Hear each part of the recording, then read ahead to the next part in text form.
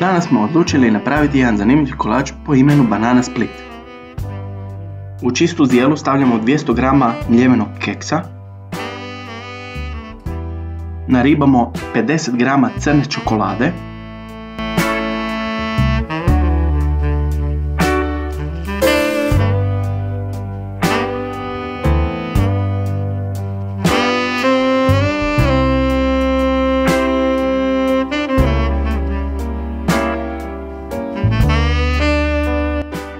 nakon toga na ribanu čokoladu dodamo mljevene kekse.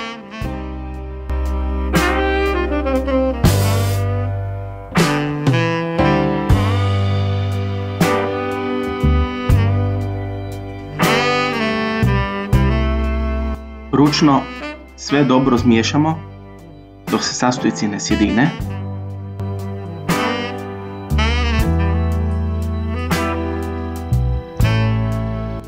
Nakon toga dodajemo 5 žlica mlijeka.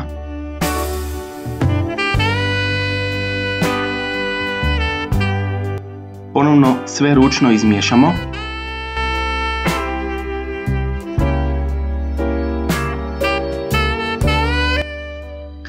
Smjesu stavimo u kalup promjera 24 cm.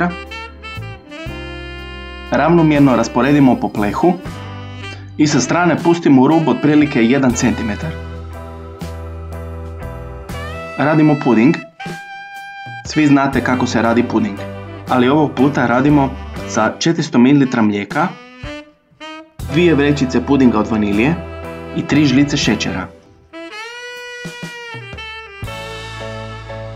Nakon što smo puding napravili, sa strane izgnječimo 3 banane.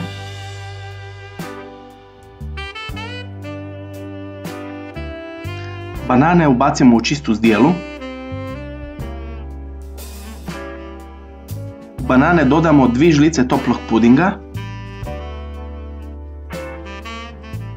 Sve to dobro izmiješamo. Smjesu nanesemo ravnomjerno preko biskvita.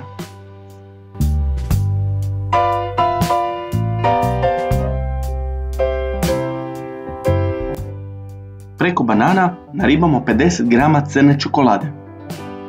Stavimo 10 minuta u frižider. Dok je puding još topli, u njega stavimo 50 g maslaca i sve dobro izmiješamo. Te nakon toga puding lagano nanesemo preko banane.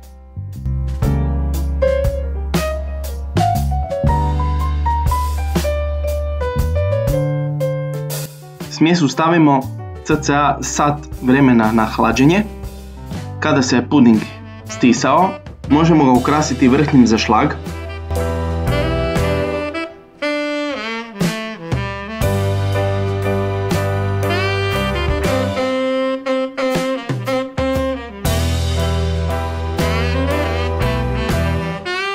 Te ga možete preliti sa rastopljenom crnom čokoladom. Nakon ukrašavanja stavimo ga ponovno pol sata barem da se čokolada stisne u frižider. Za kraj mogu reći da kolač je brutalan. Onaj koji inače je probao Banana Split sa sladoledom, znači jednostavno vrlo mu je sličan okusom, vrlo sočan, vrlo osvježavajuć, tako da ljudi isprobajte. Dobar tek ljudi!